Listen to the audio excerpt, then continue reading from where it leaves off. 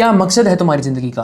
क्यों भेजे गए हो तुम आखिर इस दुनिया में? क्या पैसा कमाना तुम्हारा मकसद है, या फेम हासिल करना, या उसके अलावा भी कोई चीज़ है जिसके लिए तुम इस दुनिया में भेजे गए हो? अल्लाह सुब्हानहू व तआला कुरान में फरमाते हैं, वमा खलक़तुल जिन्ना वल इंसा इल्ला लियाबुदून, मैंने इंसानों को और जिन्नों को सिर्फ अपनी इबादत के लिए पैदा किया है। इससे हमें ये पता चलता है कि हमारा असल मकसद इस दुनिया में सिर्फ अल्लाह की इबादत है, इसके अलावा हमारा कोई दूसरा मकसद नहीं है। हमने इस ज़िंदगी को गुजारने के लिए, जो कि शायद 50 साल की या 60 साल की ज़िंदगी होगी, बाकी चीज़ें भी करनी है, हमने पढ़ना है, हमने पैसे कमाने हैं और बहुत सी चीज़ें करनी हैं, लेकिन हमने अपने असल मकसद को नहीं भूलना। हमारा असल मकसद क्या था जिसके लिए अल्लाह ताला ने हमें पैदा किया, जिसके लिए अल्लाह ताला ने हमें इस दुनिया में भेजा? देखो, हमने इस दुनिया में रहना है सिर्फ 50 से 60 साल के लिए। असल जो हमारी ज़िंदगी है वो है अगली ज़िंदगी। हम लोग इस ज़िंदगी के लिए तो बहुत कुछ करते हैं, सारी ज़िंदगी पैसा कमाने में सर्फ कर देते हैं और एंड पे फिर कहते हैं कि हमें रिग्रेट है कि हमने अपना सारा वक्त ज़ाया कर दिया। और जो आगे की ज़िंदगी है, जो कि हमेशा की ज़िंदगी है, जिसने कभी ख़त्म ही नहीं होना, इस ज़िंदगी तो 50-60 साल बाद ख़त्म हो जाना है ना, उसने कभी ख़त्म नहीं होना, उसके लिए हम लोग कुछ भी नहीं करते हैं। एक बेसिक चीज़, 5 वक्त की नमाज, हम वो भी नहीं पढ़ते हैं। क्या ये वाकई अपने साथ इंसाफ है कि तुम सारी ज़िंदगी पैसे के पीछे लगा दो और एंड पे जब अगले जहां जाओ और वहाँ पे तुम्हारे पास कुछ हो ही ना?